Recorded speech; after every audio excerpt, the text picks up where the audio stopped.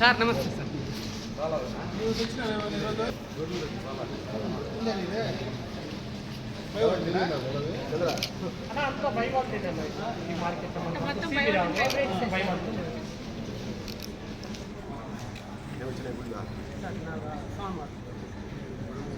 ఇప్పుడు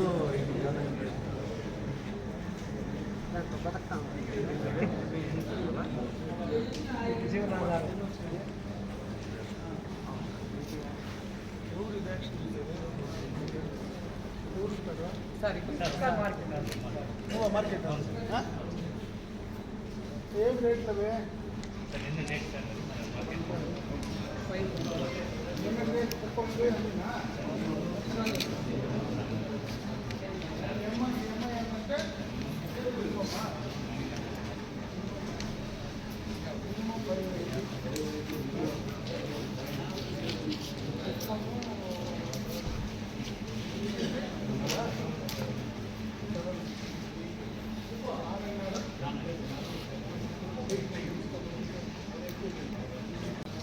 మీరేనా వ్యాపారస్తులు?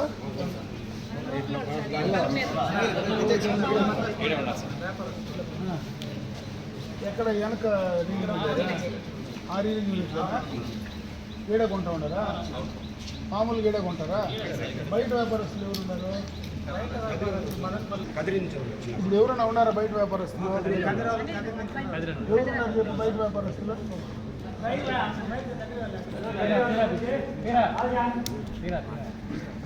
ఏ రీడింగ్ యూనిట్ ఉందా?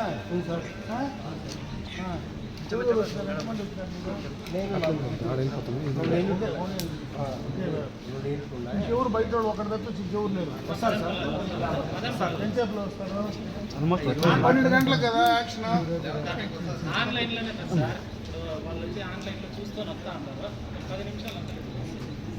ఆన్లైన్లో యాడ ఫోన్లు కనపడి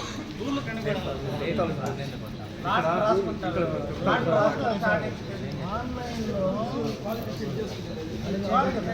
ఫోన్లు ఆన్లైన్లో తీసుకుంటే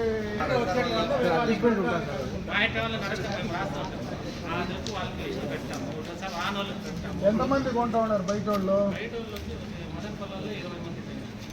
20 మంది కొంటారా? కర్ణాటక వాళ్ళు అంతే 5-6 మంది. Automatic reeling unit. బయట వాళ్ళంతా ఆటోమేటిక్ రీలింగ్ వాళ్ళే సార్. కర్ణాటక వాళ్ళంతా, మదనపల్లి వాళ్ళంతా చిన్న చిన్న రీలింగ్. పీటీఎంలో 2 యూనిట్లు ఉన్నాయి. ఆ ఏరమ్ము 150 మైళ్ళ 2 యూనిట్లు ఉన్నాయి సార్. ఏరమ్ము వాళ్ళు 4 యూనిట్ల వాళ్ళు కొంటారు. లోకల్ వాళ్ళు మల్టీ ఎండ్ వాళ్ళు ఒక 35 మెంబర్స్ ఉన్నారు. డైలీ ఒక 10 to 15 మెంబర్స్ వస్తారు వాళ్ళు.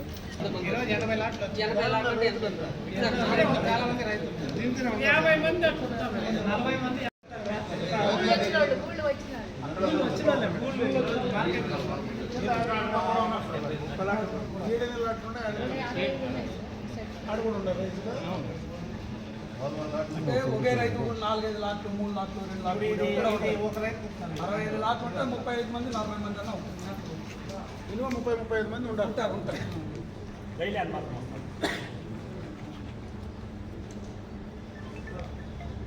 మాకు ఎంతమంది వ్యాపారస్తులు పాల్గొంటూ ఉంటారు అనేది ఇక్కడ స్పష్టంగా తెలియాలి సార్. అంత మంచిది ఇప్పుడు రైతులు ఎంతమంది ఉన్నామండి, వ్యాపారస్తులు ఎంతమంది పాల్గొంటారు. ముందు ఫిజికల్గా యాక్షన్ పెడతాను ఇప్పుడు చెప్పుకునేస్తా ఉంటారు. ఇప్పుడు వ్యాపారస్తులు చాలా వచ్చినారు అని కంటే ఇలా 3-4 ఉండేటప్పుడు కూడా కనపడతారు. ఇప్పుడు వ్యాపారస్తులు తక్కువగా ఉన్నారా అని. ఇప్పుడు ఈ ఆన్లైన్ వచ్చిన తర్వాత ఎవరు వ్యాపారస్తులు కొంటా ఇద్దరు కొంటున్నారా, 4 కొంటున్నారా? కొంతమంది వ్యాపారస్తులు పూలు కొంటా ఉన్నారంటే మాకు ఈరోజు ఆప్షన్ లేదు, మాకు రిక్వెస్ట్ లేదు, ఒకరిద్దరు చెప్తా ఉంటారు. మాకు విన్నాం మేము. మాకు సార్యం ఇస్తామంటారు. మా దృష్టికి వచ్చింది అది రిక్వెస్ట్. దానికి మేమేం అడుగుతున్నామంటే రైతుల పక్షాన ఆన్లైన్లో డబ్బులు ఎవరైతే రియలర్స్ అడ్వాన్స్ పేమెంట్ ఉంటుందో ఆటోమేటిక్గా వాళ్ళకి అవకాశం వచ్చేయాలి. అధికారికి అవకాశం ఉండకూడదు. ఇతనికి చేయొచ్చు కదా ఆన్లైన్లో. అదే చేయాలని అడుగుతాడు. ఎవరు డబ్బులు అడ్వాన్స్ ఉంటే వచ్చేయాలి. అది ఎంత రైతులు అనేవాళ్ళు నా ఊళ్ళో ఎవరు కొంటున్నాడు, ఎంతమంది బిజినెస్ చేస్తున్నారని తెలుసుకోవాల్సినటువంటి పరిస్థితి రైతులు 100% ఉంది.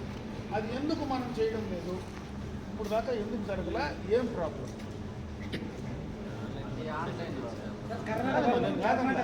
ఎక్కడైనా కానీ రిక్వెస్ట్ రాని, రిక్వెస్ట్ అనేది కూడా నువ్వు ఓపెన్గా పెట్టేస్తే బెటర్ కదా.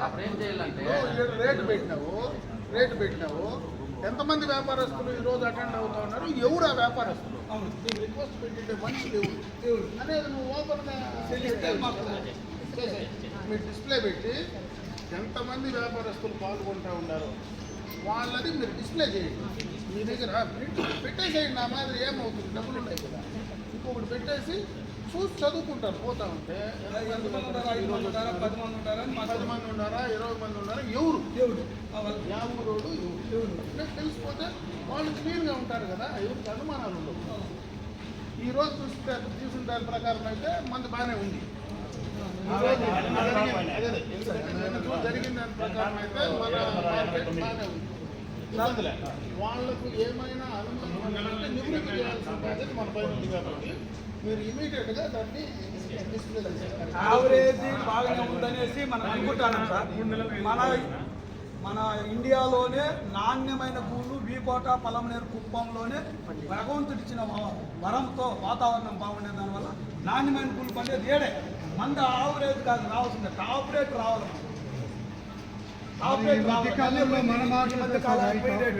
మనం టాపరేట్ కాలంలో ఆవరేజ్ తీసుకుంటే మందే ఎక్కువ ఉంది. ఆవరేజ్ కాదు, టాప్ ఉండాలి.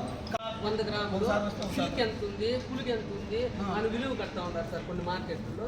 ఎవరు నన్ను అధికారులు వేసుకొని ఇప్పుడు ఈ రోజు రైతులు వీళ్ళు కూడా ఉంటుంది. అవును సార్, అది ఉంటే నాణ్యత తెలిసిపోతుంది సార్. అప్పుడు ఈ స్టేట్లో ఎక్కడ లేదు. కర్ణాటక, తమిళనాడు. ధర్మపురిలో అయితే వాళ్ళు గవర్నమెంట్ స్టాఫ్ ఉంటారు. ప్రతి లాట్ దగ్గర వెళ్ళి మార్నింగ్ లాట్ వస్తానే ప్రతి లాట్ దగ్గర వెళ్ళి చెక్ చేసి రేట్ ఫిక్స్ చేస్తారు గవర్నమెంట్.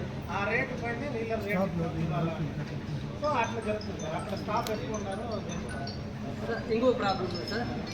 30 సంవత్సరాల ముందే చిల్లగట్టి కర్ణాటకలో ఎక్కడికి పోయినా సార్ బాక్స్ పెట్టేసి అదే కౌంట్ చేసుకొని అదే బిల్లు వచ్చేస్తుంది సార్. ఇప్పుడు మన వాళ్ళు ఇంకా కూడుకుంటూ ఉంటారు సార్. ఏమంటే ఆ పద్ధతి మాకు ఇక్కడ నచ్చలేదు. ఏమంటే ఇప్పుడు నేనైతే ఇంటికాడ తూకం వేసుకొని వస్తా, మళ్ళీ ఇది చేస్తాను. చేతులు తప్పులు కూడా చేస్తాయి సార్, మిషన్ తప్పు చేయదు. అదేం సార్ మనం 30 ఏళ్ళు అనుకుంటామా, 20 కిలోమీటర్లు కాకుండా కర్ణాటక ఉంది. మనం ఇంత అనుకుంటే సార్ ఇంకా మనం అభివృద్ధి అయినట్ట. అందుకనేసి మాకు అది 2-3 సంవత్సరాల నుంచి అడగతానే ఉన్నాము. కమిషనర్ దృష్టి కూడా తీసుకుపోతుంది. ఎందుకో నిర్లక్ష్యం చేస్తూ ఉంటారు సార్. కూడకూడదు సార్, మిషనే కూడాలి, యంత్రం అయితే పొరపాటు. అదొకటి. దీనికి ఇంకోటి కూడా అడుగుతా ఉంటుంది. మాకు ఇప్పుడు ఆడ బిల్లు రాస్తారు. 40 బాక్సులు, 20 కేజీలు, 30 కేజీలు బాక్సులు అంతా రాస్తారు. ఆ స్లిప్ మళ్ళీ మాకు ఇస్తూ ఉంటాం. సపోజ్ ప్రతి మార్కెట్లో ఇస్తారు కదా, అది డీటెయిల్స్ పేపర్ మాకు ఇవ్వడం లేదు.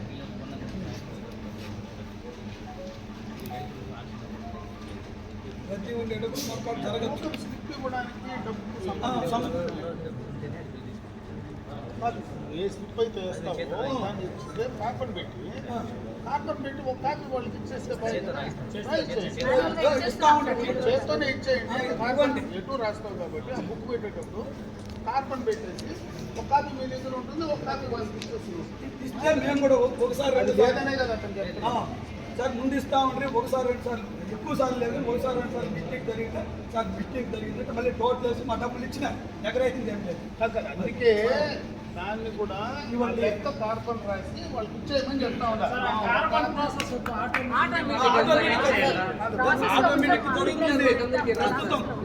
అది సాఫ్ట్వేర్ రెడీ అవుతా ఉంది, సాఫ్ట్వేర్ రెడీ అవుతానే చేసేస్తామని చెప్తా ఉన్నారు. అంతవరకు సాఫ్ట్వేర్ రెడీ అయినంత వరకు మీకు ఒక స్లిప్ ఇవ్వని మీరు చూసుకుంటారు కదా. మీరు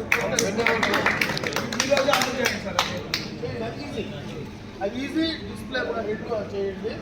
మీకు ఏదన్నా గవర్నమెంట్ సైడ్ నుంచి నేను చేయాల్సిన పని ఏదైనా ఉంటే సార్ 50 రూపాయలు రాయితీ వస్తే మేము ఇంకా ఉత్సాహంగా చేస్తాం, ఇంకా ఎక్కువ చేస్తాం సార్.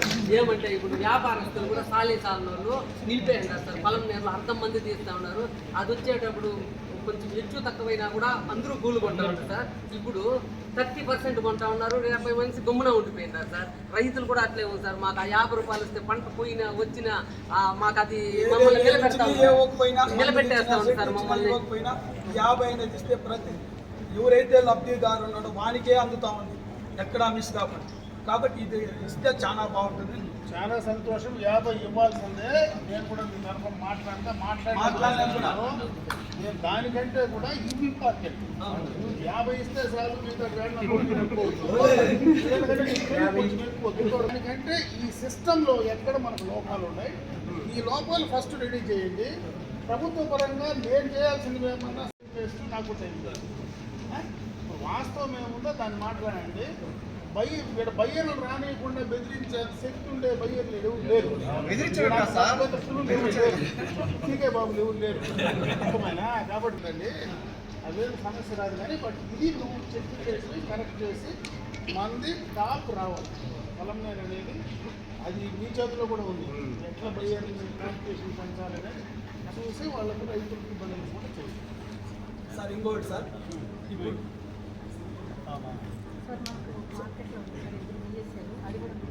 లేదమ్మా అవుట్ సోర్సింగ్ లేదా అవుట్ సోర్సింగ్ తీసుకునే అవకాశం ఉంటే తీసుకోండి. ఏ మనిషి మార్కెట్ నుంచి మీకు డబ్బులు వస్తాయి కదా. దీంట్లో ఏమైనా మీ దగ్గర పట్టుకోరా?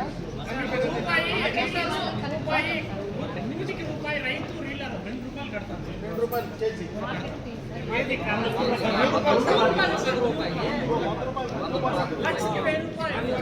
అదే తమిళనాడు ఎట్లా ఉన్నారు కాబట్టి దాంట్లోనే వాడుకోవాలి కదా మనము. రేటు రైతు ఒకవేళ రేట్ తక్కువ మనం క్యాన్సిల్ చేస్తే నెక్స్ట్ యాక్షన్లో ఇంకా 50-100 రూపాయలు తగ్గించి 500 పెట్టామనుకుంటున్నా.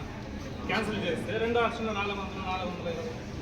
అదే అట్లా స్టాండర్డ్ చేయాలనేది ఒక ఆశ సార్. మాకైతే కూడా వాళ్ళు దాన్ని డౌన్ చేయకుండా ఆటి నుంచి స్టార్ట్ చేయాలి. 10 పైసలు పెరగని, రూపాయి పెరగని. మళ్ళీ ఏమంటే 50-100 తగ్గించేస్తే ఆ రైతు మళ్ళీ ఇంటికి పోలేక ఇక్కడ పెట్టుకోలేక మేము చాలా బాధలు పడింటాం ప్రతి ఒక్కరు కూడా.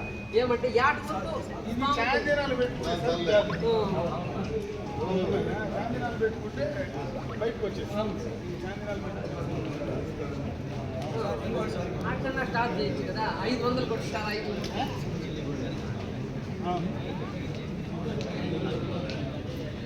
ఏదైనా కూడా